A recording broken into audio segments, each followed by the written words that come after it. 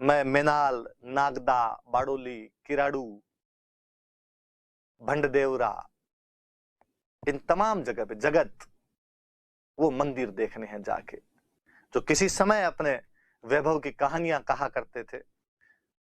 उस प्राचीन काल की भारतीय संस्कृति की भव्यता और कलात्मकता के गीत गाया करते थे, कालांतर में आक्रमणकारियों द्वारा छिन्न भिन्न कर दिए गए हों। लेकिन देखिए आप, वो क्रूर आक्रांता आक्रमणकारी भी उन मंदिरों को पूर्ण समाप्त नहीं कर पाए। बड़े अचंभे की बात है कि हमारे प्राचीन काल के जो मंदिर हैं कितने भव्य रहे होंगे।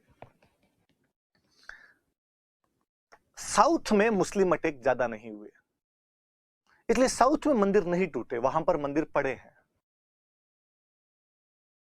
मैं चाहूंगा कि आप कभी साउथ जाओ तो उन सारे मंदिरों को देखकर आना। हालांकि मैं जब मेरे दोस्तों को भी कहता हूं कि मैं साउथ जाकर मंदिर देख के आना चाहता हूं, तो जब मैं उनको कहता हूं साउथ चलना है, तो दोस्त भी तैयार हो जाते हैं, हाँ हाँ घूम के आएंगे घूम के आएंगे, टूर बनाओ यार थोड़ा, साउथ घूम के आए। पर जब मैं उन्हें कहता हूं कि मैं वहां मंदिर देखने के लिए जाऊंगा, तो वो कहेंगे अभी उम्र ही नहीं हुई, बुढ़ापे में तीर्थ यात्राएं कर लेना, तेरे ये शौक कौन कौन से हो गए।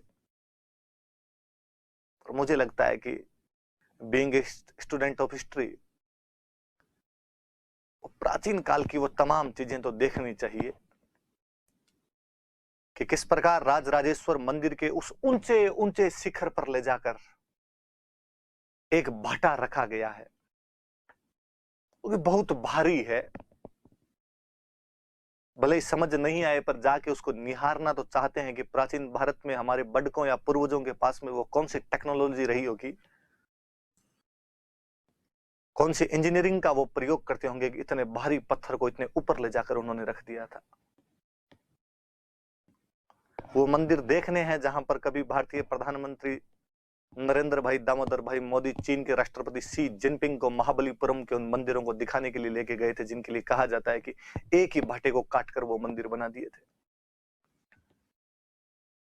उस चीज को भी देखनी है कि आज जब वर्तमान दौर में कोई मकान बनाते हैं तो पहले नींव भरते हैं, उसके बाद उसकी दीवारें होती है, फिर छत आती है। तब मैं देखना चाहता हूं कि दक्षिण भारत के हमारे वो महान भारतीय लोग, मकान की वो कौन सी स्टाइल थी जिसमें सबसे पहले छत ऊपर बनती थी, उसके बाद दीवारें बनती थी, फिर उसके नीचे आया करते थे। वो जहां नीचे से ऊपर की तरफ मकान का निर्माण होता है, उन लोगों ने किस प्रकार से ऊपर से नीचे की तरफ मकान का निर्माण कर दिया, वो भी एक भाटे को काटकर बिना किसी बाहरी किसी भी सहायता का प्रयोग किए। ये भी देखना है कि न केवल उस भाटे को काटकर मंदिर की दीवारें, मंदिर का शिखर, मंदिर का गर्भगृह, मंदिर का तोरण, मंदिर का विमान, मंदिर का गोपुरम बना दिया गया, बल्कि यह भी देखना है कि उसी भाटे को काट काट कर उन्होंने छोटी छोटी मूर्तियां बना दी जो देवी देवताओं की भव्यता की कहानियां बताती है। पर इनके लिए साउथ क्यों जाना पड़े, हम साउथ में क्यों देख के आए, हम नॉर्थ में क्यों नहीं देख पाते? क्योंकि नॉर्थ में वो तमाम मंदिर मिडिवल के अंदर तोड़ दिए गए थे, पर फिर भी कितने मजबूत मंदिर रहे होंगे कि पूरे नहीं टूटे। जब आप चित्तौड़ का कीर्ति स्तंभ देखते हो तो आपको बड़ा अचंबा होता है कि वो 8 मंजिलों में रखी गई मूर्तियां, जो किसी समय में उन मूर्तिकारों ने अपने हाथों से, पता नहीं क्या उनके हाथों में स्वयं भगवान विश्वकर्मा उतरे होंगे कि इन्होंने इतनी सुंदर टांक दी होगी वो।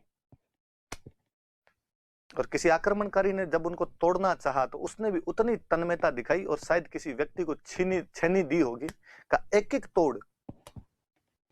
पहले मुझे लगता है कि तोड़ने का मतलब क्या होता होगा, तो मूर्तियां तोड़ते होंगे तो आके कोई आदमी मोटा सा हथौड़ा लाता होगा, 5-7 एक इधर मारा, एक इधर मारा, एक उधर मारा, थोड़ी बहुत टूट टाट के इसको मूर्तियां तोड़ना कहते होंगे। ना ना ना ना, एक एक तोड़ी है।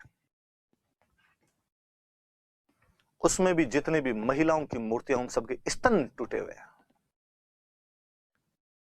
कितनी पुरुषवादी, अहंकार पूर्ण, द्वेष वाली भावना रही होगी उन व्यक्तियों के अंदर कि जिन्होंने तोड़ने में भी इतनी तन्मयता दिखा दी है।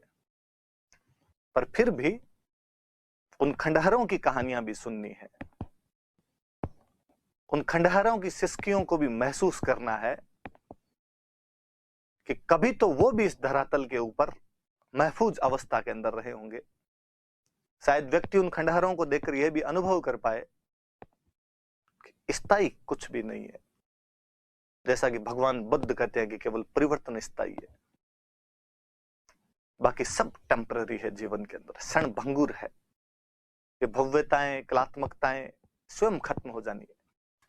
तो ये याद रखना भाई। आप तो मैनाल जाना कभी आप जरूर, मैनाल के आसपास